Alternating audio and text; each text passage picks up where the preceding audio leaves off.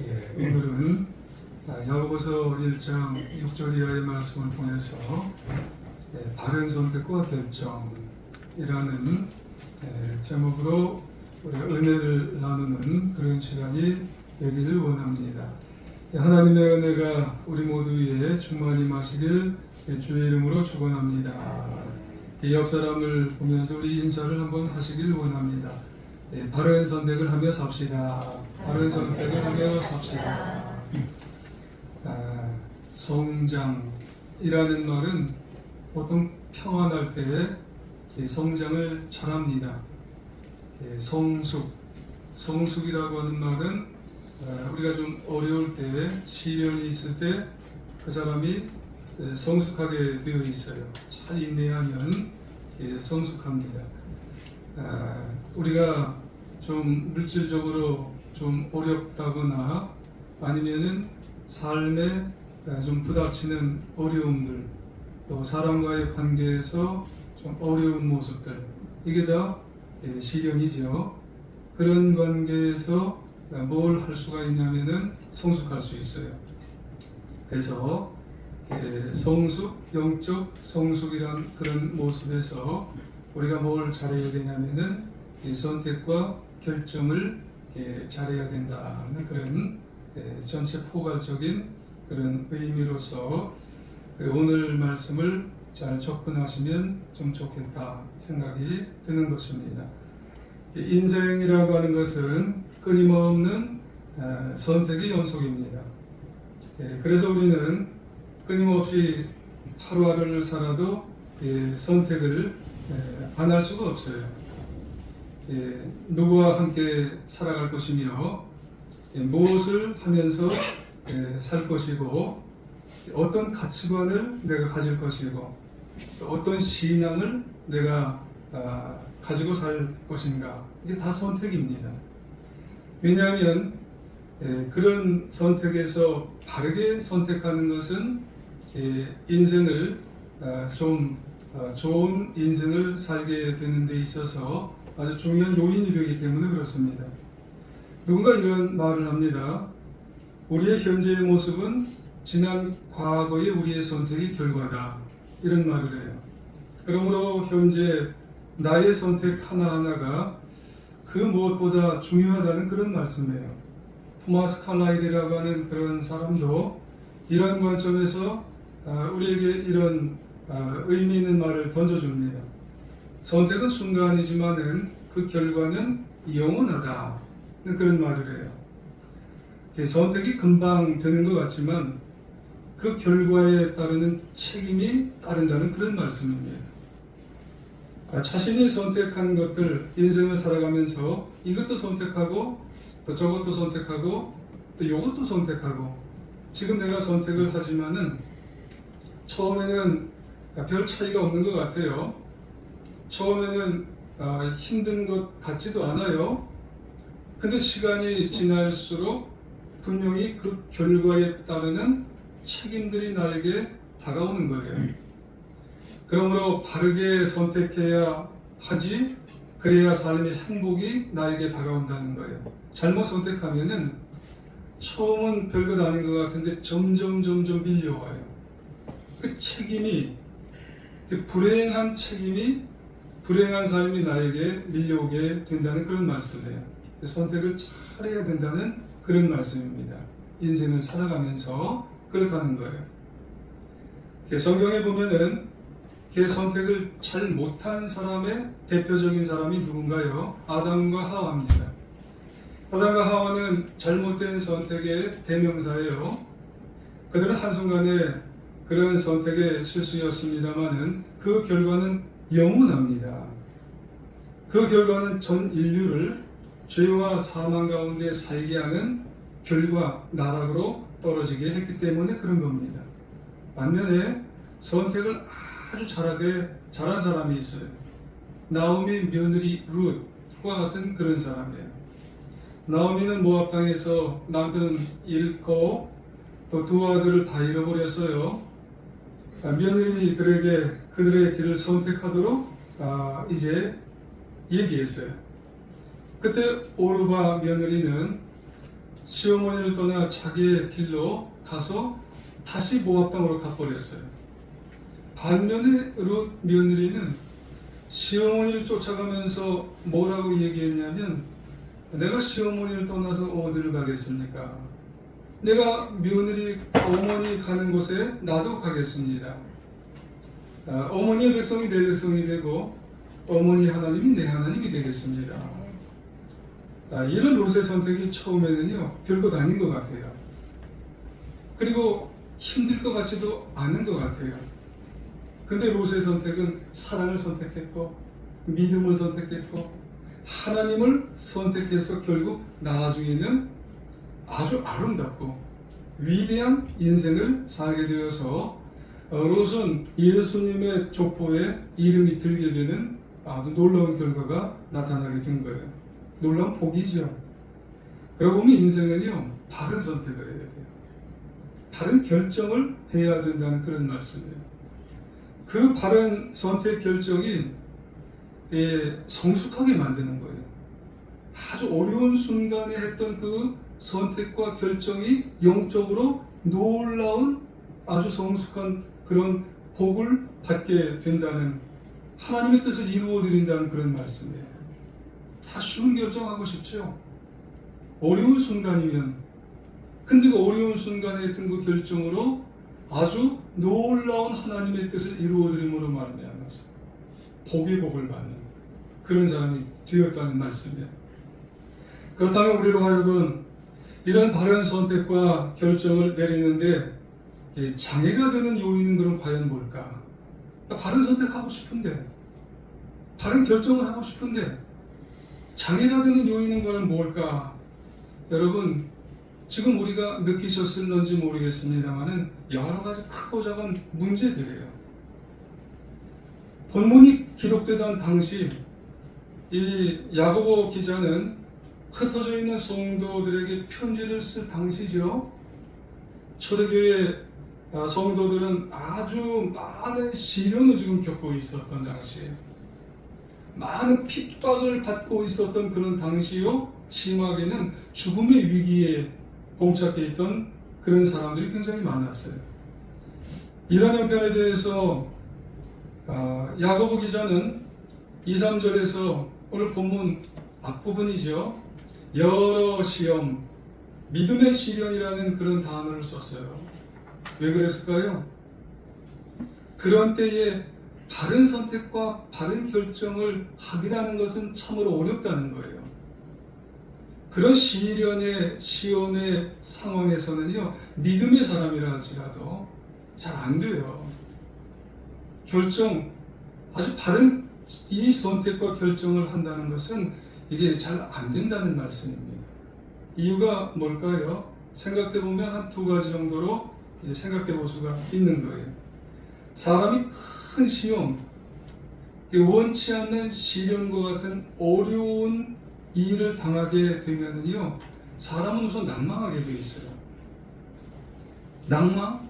여러분, 낭망이 끝이 아닙니다, 여러분. 낭망하다 보면 절망하게 돼 있어요. 절망하다 보면 그게 끝인가요? 사람이 절망하다 보면 다른 사람을 원망하게 돼 있어요. 남을 탓하게 돼 있어요, 여러분. 남을 탓한다는 게 뭔 줄 아세요? 책임을 다른 사람에게 옮겨요. 너 때문에 그래. 다른 사람에게 책임 전가한다는 말이에요, 여러분. 왜 말리지 않았어 그때? 좀 말리지 엄마. 좀 말리지 아버지. 왜 그때 그랬어? 이렇게 책임을 전가한다는 말이에요. 이런 상황에서 문제가 뭔 줄 아세요? 올바른 결정, 올바른 선택을 못해요. 사람들이요. 어려운 일을 당하게 되면 그렇다는 거예요. 그리고 나를 흔드는 어려운 문제가 다가오게 되면은, 그러니까 나를 흔드는 어려운 문제는 내 마음대로 안 되는 문제가 있어요. 그때가 되면은 다 포기하고 싶어요. 내 마음대로 다 되면은 누가 포기하고 싶어요. 근데 내 마음대로 안 되는 문제, 시련과 같은 것이 있으면은 다 그만둬 버리고 싶어요. 예전에는 어떤 대통령도 그냥 다 그만두려고 그랬잖아요. 다 내려놓고 싶어요. 그래서 시련은 다 내려놓고 어려움이 오면 쉬운 길로만 가려고 그래요. 벌써 정해져 있어요, 쉬운 길. 그래서 시련에 직면하다 보면 누구나 다 그냥 쉬운 길. 그러면 하나님의 방법은 없어요. 하나님의 뜻을 쫓기보다는 그냥 세상의 흐름에 나를 맡기는 거예요. 그 방법이, 세상 방법이 그게 그냥 너무너무나 쉬운 방법이기 때문에 그런 거예요. 그러니까 올바른 그런 선택, 올바른 결정을 내리지 못하게 되는 거죠. 그러고 보면 여러분 여러 시험, 여러분 나를 흔드는 그런 어려운 상황이 오게 되면은 바른 결정, 바른 선택을 내리지 못하는 게 장애 요인이 되는 거예요. 여러분 혹시 그런 문제를 지금 이제 다 봉착하고 계신가요? 그것이 이제 나를 바른 결정과 바른 이제 결정을 선택을 하지 못하게 하는 장애 요인이에요. 그렇다면 야고보 기자는 이런 환경 가운데 있는 초대교인들, 초대교인들한테 편지하는 거잖아요. 바른 선택을 위해서 어떤 권면을 했을까요? 그럼 초대교인들한테 그럼 그대로 살아라 그랬을까요? 권면을 했어요. 간단하게 몇 가지 교훈을 했는데 바른 선택과 바른 결정을 해서 성숙한 하나님의 자녀 성도가 되기 위해서 몇 가지 권면했어요. 그런 어려운 상황을 만나면 그런 가운데서 성숙한 자녀가 되기 위해서 그거를 기쁨으로 맞이할 수 있는 태도를 가져야 된다는 그런 말씀이에요. 선택해보라는 거예요. 그런 어려움이 오면 이거 하나님이 주신 거니까 그거를 기쁨으로 맞이할 수 있는 태도를 취해보라는 거예요. 그래서 오늘 본문 앞에 보니까 2절에 보니까 뭐라고 해요? 여러 시험을 만나거든 온전히 기쁘게 여기라. 그래 말씀하세요. 우리 인생은 태도에 따라서 결정되는 게 참 많아요, 여러분. 태도를 어떻게 취하느냐, 자세를 어떻게 취하느냐, 여기에 따라서 인생이 참 결정되는 게 많다는 거예요. 여러분 사건도 중요하지만 정말 중요한 것이 뭐냐면 그 사건에 대해서 내가 어떻게 믿음으로 반응하느냐. 이게 참 중요합니다, 여러분.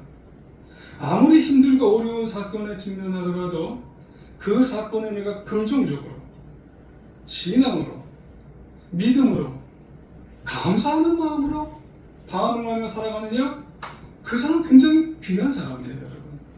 상황을 역전시킬 수 있어요, 여러분. 그냥 그대로 내버려 두면 나도 거기 매몰돼 버려요. 근데 긍정적으로, 그리고 믿음으로, 그리고 감사하는 마음으로 살아가게 되면 환경이 역전되는 것을 여러분 우리는 종종 봅니다. 그런 사람이 되길 바랍니다. 여러분 그래서 야고보 기자는 여러 시험을 만나도 어떤 환경에서도 온전하게 기쁨으로 한번 선택해보라는 거예요. 그리고 또 한 가지는 어려운 환경을 만나면 그리스도인 자녀라면 성숙의 기회로 한번 선택해보라는 거예요. 여러분 시련이 지금 여러분 가운데 있나요? 시련하면은 뭐 나에게 굉장히 뭐 나를 코너로 몰고 가는 그런 것만이 아니잖아요. 서두에 말씀드렸지만 뭐 물질도 있고 또 뭐 환경도 있고 인간관계도 있고 여러 가지 여러분 나름대로의 문제 그런 것들이 있어요. 뭐 물리적인 것, 영적인 것 다 있잖아요. 정신적인 것. 그런 어려움에 만나면 적어도 자녀라면 성숙의 기회를 한번 택해보라는 거죠. 3, 4절에 참고해 보시면 너희 믿음의 시련이 인내를 만들어내는 줄 알아라는 거예요. 인내를 온전히 이루어보라는 그런 말씀이에요. 여러분 인내에서 인생에서 시련 여러분 어떻게 보면 참 중요해요. 그거 잘 견뎌내야 된다는 그런 말씀이에요. 여러분 시련 없는 사람 인생을 살면서 다른 거 없어요. 인내 참 참아야 됩니다. 인내는 견디고 기다려봐야 되는 거잖아요. 여러분 인내는 포기하거나 여러분 도망가지 말라는 말이 아니에요. 여러분 인내는 여러분은 감당해야 되는 그런 말씀이에요. 여러분 결국 인내에 대해 어려움에 대해 인내를 통해서 여러분 성숙하게 나를 한번 세워볼 수 있도록 한번 선택해 봐야 되는 거예요. 그리고 또 한 가지 뭐냐면 어려운 환경을 만나면 자녀라면 성결의 기회로 주신 것을 보고 여러분 정결함을 찾을 수 있도록 선택해 봐야 되는 거예요. 왜 그럴까요?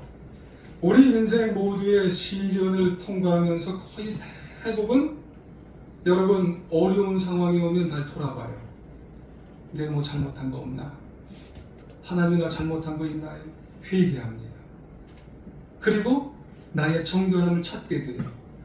그래서 시련이 오고 어려움이 오게 되면요 성결의 기회로 찾아가야 돼요. 선택을 해야 된다는 그런 말씀이에요. 그 과정에서 인생의 동기를 점검하면서 잘못된 동기를 걸러내는 거예요. 이것도 내가 하나님 앞에 잘못했구나. 이것도 하나님 앞에 잘못했지. 이거는 내가 사람에게 잘못했지. 내가 그 사람에게 이걸 왜 잘못했을까? 성결의 기회로 선택해야 된다는 거예요. 잘못된 찌꺼기들을 걸러내야 된다는 그런 말씀이에요. 시련이 찾아오면 그렇다는 거예요. 그러고 보면 어려운 환경 가운데 만나는 이 성결은 하나님이 나에게 주신 아주 귀한 복된 지혜입니다, 여러분. 위로부터 나에게 주신 아주 귀한 지혜예요, 여러분. 인생의 어려운 시련을 통과할 때 받을 수 있는, 나를 돌아볼 수 있는 복된 지혜가 된다는 성결을 여러분 선택해야 된다는 말씀이에요. 또 있어요. 어려운 상황을 만나게 되면 겸손하라고 하는 겸손의 기회로 주신 줄 알고 여러분 선택해야 된다는 말씀을. 자신이 얼마나 무력한 존재인지, 내가 얼마나 교만했던 존재인지 여러분 그걸 알고 여러분 겸손한 기회로 삼으셔야 된다는 그런 말씀이에요. 사실 여러분 잘되고 잘되다 보면 여러분 사람은요 하나무인이 될 수 있어요. 아주 교만하고 오만해질 수가 있다는 그런 말씀입니다. 여러분 근데 어려운 환경에 오면 내 한계를 알아요. 하나님 내가 여기까지네요. 하나님 나는 요거까지인데 하나님 앞에서 그것도 모르고 자꾸 그냥 나만 잘났다고 이렇게 튀어 올랐네요. 이걸 한다는 거예요. 여러분 이 어려운 환경에 오면 내가 깨어져요. 내가 부서져요. 나에게서 눈물이 나와요. 이걸 한다는 그런 말씀이에요. 그러고 보면 겸손, 이 겸손을 알게 되는 기회임으로 기회임을 삼을 수가 있어야 된다는 말씀이에요. 여러분 야고보서 4장 6절에 보면 하나님이 교만한 자를 물리치시고 겸손한 자에게는 은혜를 주신다 하느니라. 여러분 이걸 알아야 돼요. 자 그런데 야고보서 기자는 이렇게 여러 가지 바른 결정과 그리고 선택을 위한 권면을 하신 다음에 또 경계, 이 선택과 결정에 대해서 경계할 점도 우리에게 언급을 해주세요. 오늘 본문 6절에서 8절 이하에 보면은요, 선택을 해야 되는데요, 바른 결정을 해야 되는데 이런 선택과 결정을 하지 말래요. 8절에 보니까 이런 말씀을 했어요. 두 마음을 품어 모든 일에 정함이 없는 자로다, 이런 말을 해요. 여러분 선택과 결정을 위해서 두 마음 품고 선택하지 말래요. 이거 주의해야 돼요. 선택을 해야 되는데 두 마음을 품고 선택 그리고 결정을 하는 그런 사람들이 있는가 봐요. 여러분 두 마음을 품다라고 하는 말이 뭔 줄 아세요? 정함이 없는 우유부단한 마음이에요. 딱 뭐 한 가지를 정해놓고 확신을 가지고 선택을 해야 되는데 정하지를 않고 우유부단하게 이게 선택을 하려고 하니 이 선택이 제대로 되겠어요? 엉거주춤하고 확신도 갖지 않고. 여러분 이런 마음 여러분 가지고 나서 바른 선택 여러분 하지를 못합니다. 야고보 기자는 그런 미숙한 자들 향해서 단호하게 무엇을 여러분 얻기를 생각하지도 바라지도 말라고 그렇게 말씀을 합니다. 누가요? 하나님이 안 주신다는 거예요. 엉거주춤하게 두 마음을 가지고 하나님 앞에 정말 구하면 하나님이 안 주신다는 말씀입니다. 우리는 정함이 없는 우유부단한 그런 사람이 여러분 되지 말아야 할 줄 믿습니다. 여러분 우유부단의 특징이 그럼 뭘까요? 이거 없어야 되잖아요. 하나님 앞에 구할 때 엉거주춤하게 정함도 없는 우유부단한 마음을 가지고 하나님 앞에 선택하고 결정하면은 안 되는데, 그럼 우유부단한 이 마음이 뭘까요? 하나는 우유부단의 특징은 뭐냐면 감정이 불안정한 거예요. 생각이 너무 복잡한 거예요.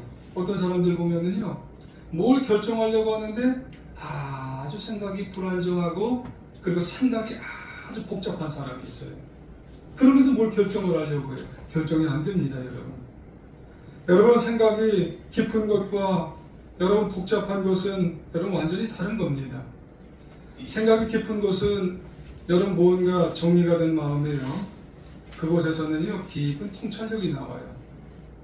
여러분 그것은 현명한 판단이 나옵니다. 하지만은 어떤 사람의 생각은 너무 복잡해요. 생각이 복잡한 사람은요 여러분 평안하지도 않죠. 여러분 불안하지요. 그러면 이런 사람은요 좋은 선택과 결정하기가 어려워요. 이런 사람은, 생각이 복잡한 사람은 대단한 것을 생각하는 것 같지만 결국 이런 사람을 향해서 사람들은 뭐라고 그러는 줄 알아요? 너무 까탈스럽다. 까탈스러운 사람이 있어요. 그냥 뭘 좀 생각하는 것 같지만 아주 복잡한 사람은 생각이 까탈스러워서 결국 생각의 결정을 제대로 내리지 못하는 사람이 있어요. 여러분, 나는 생각이 깊은 사람인가요? 복잡한 사람인가요? 복잡한 사람은 그분은 우유부단한 사람이에요. 또 한 가지는 뭐냐면 우유부단한 사람의 특징은 관계가 불안정합니다. 우유부단은 깊은 인간관계를 맺기가 어려워요. 한 사람과 깊이 있는 사귐이 어려워요. 여러분, 내가 우유부단한 사람이라면요, 이 깊이 있는 인간관계를 갖기가 어렵다는 그런 말씀입니다. 그리고 직장도 마찬가지 우유부단한 그런 특징을 가진 사람은요, 한 직장에서 오래 다닐 수가 없답니다. 한 직장 그만두고 그 다음에 또 다른 직장 또 찾아보고 그리고 또 직장 또 바뀌고, 이게 우유부단한 사람의 특징이래요. 무엇을 해야 되는지 잘 모르기 때문에 그런 거예요. 그리고 어떤 사람인지 내가 모르기 때문에 그런 거예요. 그래서 늘 불안정하기 때문에, 그래서 어떤 일을 해야 될지 모르기 때문에 계속해서 가게 된다는 그런 말씀이죠. 얼마 전에 방송 프로그램에서 이런 일을 봤어요. 그게 오은영 박사님인 건지 아니면은 이혼 숙녀 무슨 프로그램인지 거길 본 것 같아요. 결혼 생활이 가정들마다 참 불안해요. 아내에 대한 마음이 다르고요, 남편에 대한 마음도 다르고, 자식에 대한 마음도 달라요. 다 달라요. 그래서 나와서 대화를 이렇게 하더라고요. 서로 원하는 입장들이 다 달라요. 서로 다 달라요. 왜 그러냐면 원칙이 없어요. 그리고 가치관도 없어요. 왜 그런가 이렇게 그 서장훈이라고 하는 사람이 이렇게 얘기를 하더라고요. 다 자기 기분에 따라 얘기하는 거래요. 남편은 남편 기분에 따라서, 아내는 아내 기분에 따라서 자기 마음대로 움직이니까 그 관계들이 다 불안한 거예요. 판단이 다 우유부단한 사람들의 그런 사람들의 마음이에요. 우유부단한 사람들의 특징은 뭐냐면 다 불안정한 거예요. 생각은 많아요. 생각은 많은데 원칙이 없어요. 정함이 없는 그런 결정으로 어떤 때는 이랬다가 어떤 때는 저랬다가, 왜냐하면 자기가 원하는 대로, 제가 이렇게 표현해서 죄송해요, 지 기분에 따라서, 지 마음대로에 따라서, 지 기분 지 마음이 좋으면 다 좋은 거예요. 그 가정이.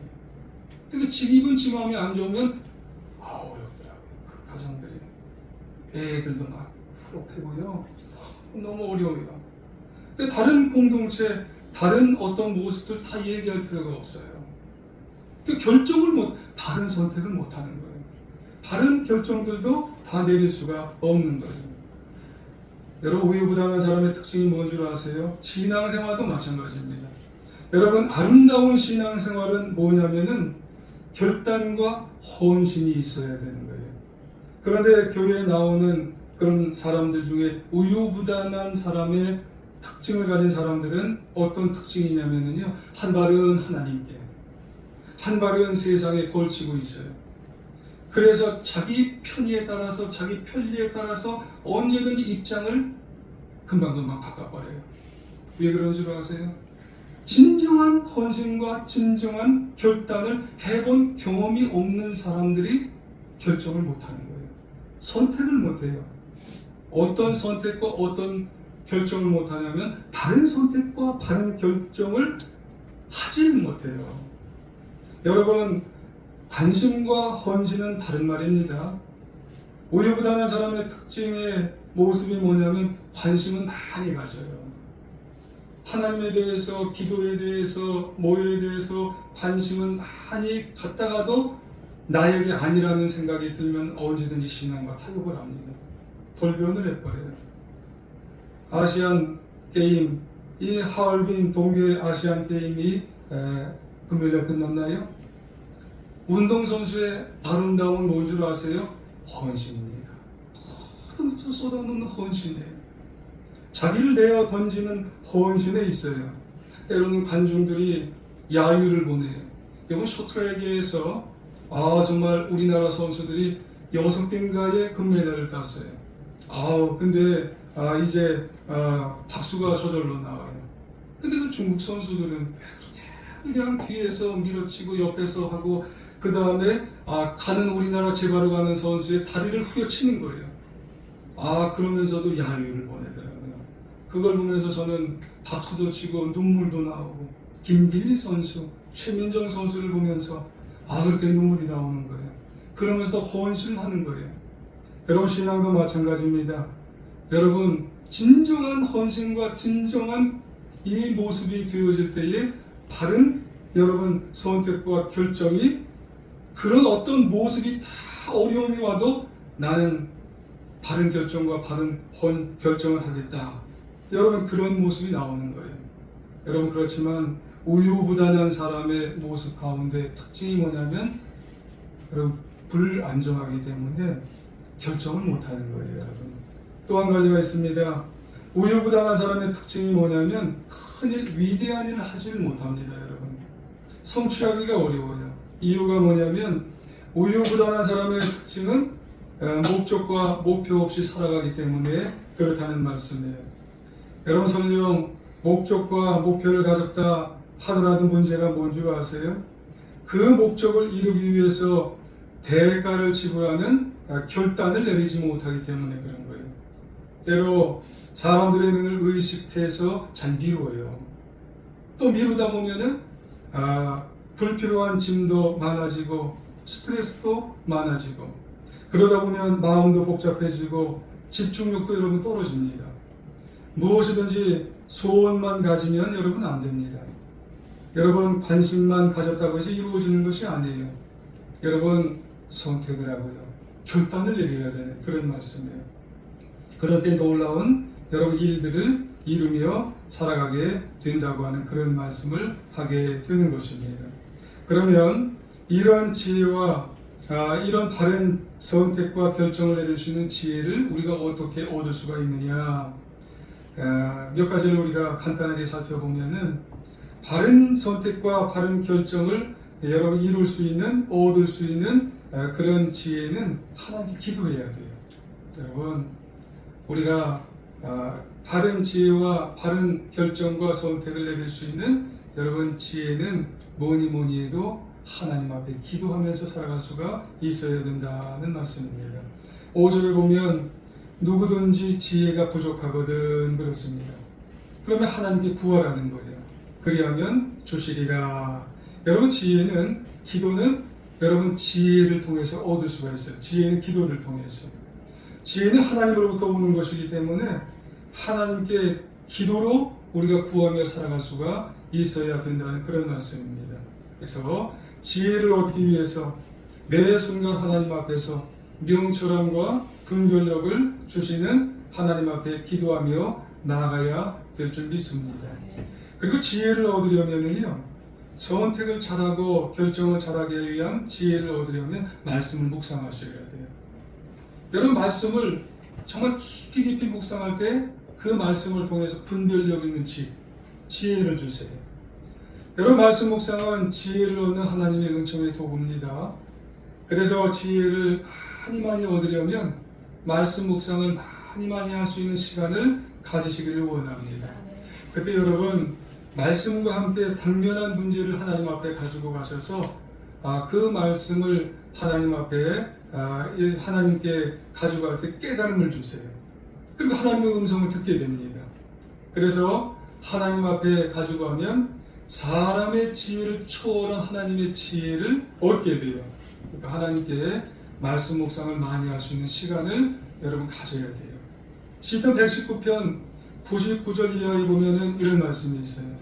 내가 주의 증거들을 늘 읊조림으로 나의 명철함이 나의 모든 스승보다 나으며 주의 법도들을 지킴으로 나의 명철함이 노인보다 나으니라. 그러니까 여러분, 말씀을 많이 읽으세요. 그리고 읽는 것으로 끝이지 마시고 많이 묵상하세요. 그 말씀이 나에게 주시는 것이 여러분 좋은 판단과 그리고 지혜에 통해서 선택과 결정을 할 수 있도록 해주시기 때문에 그렇습니다. 그리고 지혜를 얻으려면 지혜로운 사람들의 조언을 구하고 선택과 결정을 해야 됩니다. 하나님은 사람을 통해서도 말씀을 하실 때가 있어요. 영적인 스승들을 귀하게 여기시기 바랍니다. 소중하게 여기세요. 잠언 13장 20절 이하에 보면 지혜로운 자와 동행을 하랍니다. 지혜 주신답니다. 미련한 자와 사귀면 해를 받는답니다. 여러분 주변에 있는 지혜로운 자를요, 하면 좀 가까이 할 수 있도록 그렇게 하셔야 돼요. 하나님의 뜻을 주시고 하나님의 길을 열어주시고 다른 선택을 할 수 있도록 그렇게 만들어주세요. 여러분이 기억해야 됩니다. 미숙한 사람들은 스스로 어떤 결정을 잘 내리지 못해요. 여러분, 성인이 돼도 미숙한 자들은 엄마 찾습니다. 왜냐하면 미숙하기 때문에 그래요. 여러분, 그러므로 우리는 어린아이와 같은 그런 인생 살지 마시고, 여러분, 우리는 정말 바른 선택을, 바른 결정을 하기 위해서라도 여러분 더 많이 기도하시고 더 많이 말씀을 읽으시고 그리고 주변에 지혜로운 하나님의 자녀들과 많이 사귀셔서 정말 영적으로 더 성숙하여져서 남은 인생 승리하며 살아가는 하나님의 자녀들 다 되시기를 간절히 주님의 이름으로 축원합니다. 우리 한번 기도 한번 하겠습니다.